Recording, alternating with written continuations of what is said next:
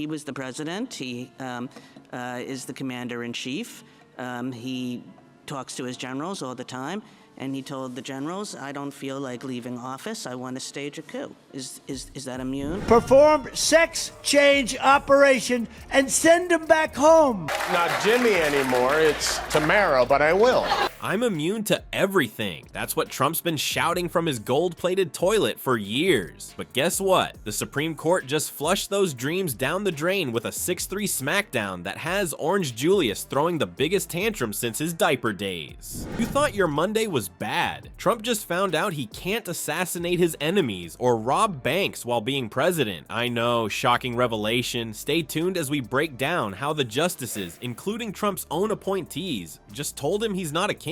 He's just a man with really bad hair who might actually have to face consequences like the rest of us peasants. Before we move on, I'd like to ask you a small favor. If you appreciate this content, please take a second to like this video and subscribe to the channel. Over 98% of you watch the videos without subscribing. It costs you nothing, but it makes a huge difference to us. So, did you click the subscribe button? Great. Thank you so much. Now, back to the video. Remember when Trump said he could stand in the middle of Fifth Avenue and shoot somebody and not lose voters? Well, the Supreme Court just rained on his immunity parade. Sorry, Donnie, you can't actually do whatever you want. I guess we all have to cancel our presidential crime spree weekend plans. What a bummer. For years, Trump has basically acted like he was America's king, not its president. Doing it as an investment, no longer a purchase.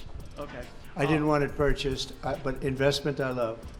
And they're going to do a big investment, subject to getting the deal done. His eggs are a disaster. The Secretary of Agriculture is going to be showing you a chart that's actually mind-boggling what's happened, how low they were with us and how high they are now. He strutted around claiming he could do anything without consequences, like some toddler who just discovered that his parents can't actually see him when he covers his own eyes. But while Trump was living in his fantasy land, where presidents can commit crimes like they're collecting Pokemon, the Supreme Court was cooking up a reality check with extra spice. And boy, did they deliver. The justices were so baffled by Trump's lawyers' arguments that they started coming up with scenarios that would make action movie writers jealous. Justice Sotomayor went full boss mode during oral arguments when she dropped what might be the courtroom equivalent of a mic drop. She asked Trump's lawyer, John Sauer, if a president could order Navy SEAL Team 6 to assassinate a political rival and still claim immunity. Poor Sauer. The man looked like he'd just realized he left his fly open during the most important presentation of his life. He couldn't give a straight answer, which pretty much told everyone in the room that Trump's immunity claims were about as solid as a chocolate teapot in July. But the justices weren't done with their hypothetical parade of presidential crimes. They kept hitting Sauer with increasingly wild scenarios to see just how far this immunity nonsense would go.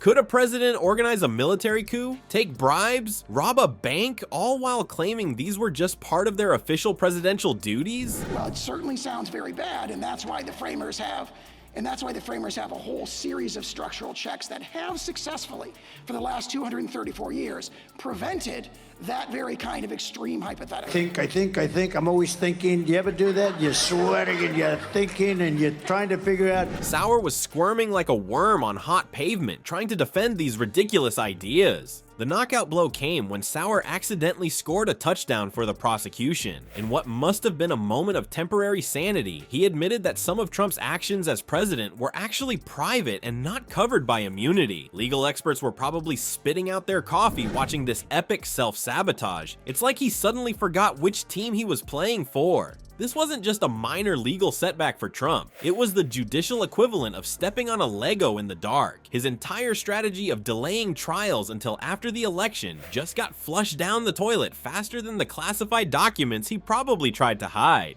But if Trump thought stepping on Legos was painful, wait till you hear about the ultimate betrayal that's left him fuming. Those 3 Supreme Court justices he handpicked, Kavanaugh, Gorsuch, and Barrett, the ones he paraded around like trophies at rallies. They just delivered the judicial equivalent of an "it's not you, it's me" breakup text. If I did it, you would be standing up in that chair shouting at me. And you know what I'd do?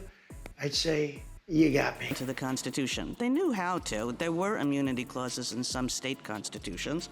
They knew how to give legislative immunity. They didn't provide immunity to the president. Awkward. For years, Trump strutted around like a peacock with a particularly fancy tail, bragging about how he'd reshaped the Supreme Court. Every time he mentioned his judicial appointments, you could practically see the invisible scoreboard in his head.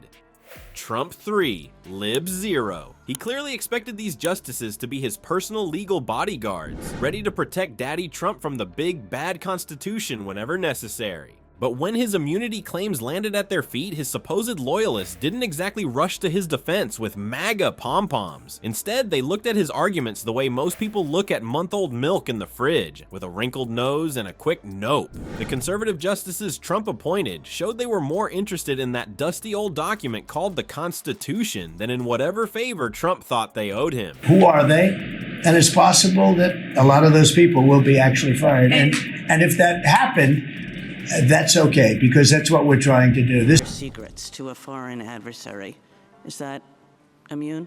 That sounds like, similar to the bribery example, likely not immune. Now, if it's structured as an official act, he would have to be impeached and convicted first. During oral arguments, things got even more embarrassing. John Sauer, Trump's lawyer, found himself cornered by hypothetical questions from both liberal and conservative justices. Could a president sell nuclear secrets to a foreign country? Could they pardon themselves for crimes? With each question, Sauer looked increasingly like a man who'd accidentally walked into the wrong bathroom at a fancy restaurant, desperately searching for an exit that didn't exist. What's especially delicious about this legal smackdown is that Trump can't even tweet fire these justices. They have lifetime appointments, which means they're completely immune to his tantrums. Talk about irony. While Trump was hoping his hand-selected justices would bow down to him like contestants on The Apprentice, they instead chose to do something truly shocking: their actual jobs. The ruling essentially knocks down Trump's favorite strategy: delay, delay, delay until you can pardon yourself. Nobody knows more about trade than me. Nobody knows the system better than me. Nobody knows the banking industry better than me. Nobody knows more about environmental impact statements.